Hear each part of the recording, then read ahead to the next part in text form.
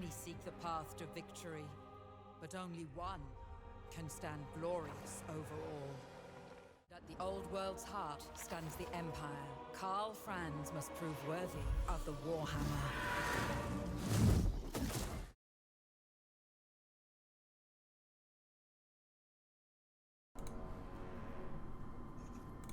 Hello and welcome to another guide. Today we're looking at the legendary hero for the Empire. That's Balhasar Gelt.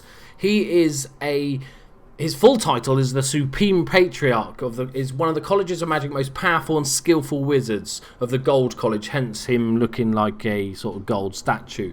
He's a very expensive, very powerful character with a ton of spells. I won't go through them in sort of massive detail. He's got all the standard stuff that you get from any character. He's also got a metalizing. He's got various different sort of buffs, debuffs, direct damage, sort of area effect stuff, which is my personal favourite, like such as Searing Doom, which is a bombardment spell that comes down, does damage to large units. We've got a ground effect called Final Transmutation that's better against... This is one of the few wizards that has the ability to really damage and debuff single characters and heroes, so that's quite nice. The Vortex, which all the other sort of spellcasters have. So he's a little bit more buff. If you look at stats wise, he's a little bit more hit points than the standard wizards. Various other sort of small buffs, but it's still not somebody you really want to just chuck into combat. He's really definitely a more of a, an artillery. That's how I sort of see the wizards. If you haven't played if you're just a Total War player, you would not have encountered magic really before. So think of him as just different artillery with like various different modes. So he's also, because he's a legendary hero, he's got like stand your ground and hold the line, which is an augment, just to keep your troops in battle. So you want him there or thereabouts in the front line, maybe not actually fighting, but maybe just behind the front row, casting his spells, augmenting the troops around him.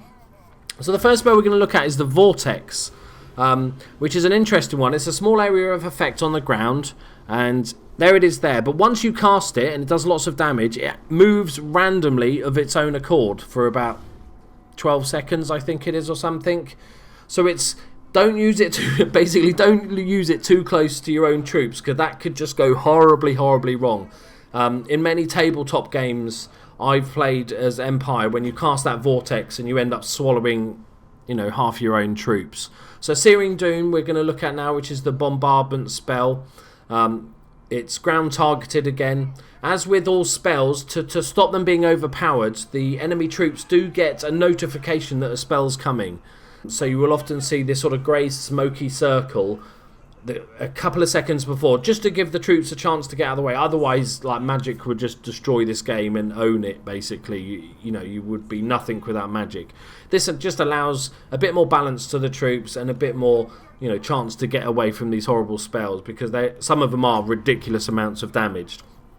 So we're just sort of setting him up here for our Searing Doom. It's just out of range. They're just coming into range, as you can see by the arrow turning blue. Is that blue? Turquoise. So we're just lining up, just waiting for him to get in. So they've decided cleverly not to move forward, so we're going to have to go get them. That's just annoying.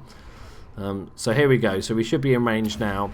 So you'll see we're choosing exactly where we want it. So you'll see the effect, the sort of smoky effect coming up there, just to warn the enemy. So he's like, shit, move.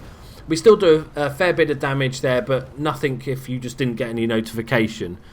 One of the good ways to use these spells is to split armies. So if you've got a left and a right hand side coming at you, you could basically cast this on the right hand side and he won't walk into it. So it splits his army up, so then you can attack that left hand side. That's sort of the best way I've sort of find to use. So this is a transmogrification, so it basically is a stun. It apparently turns them all to gold.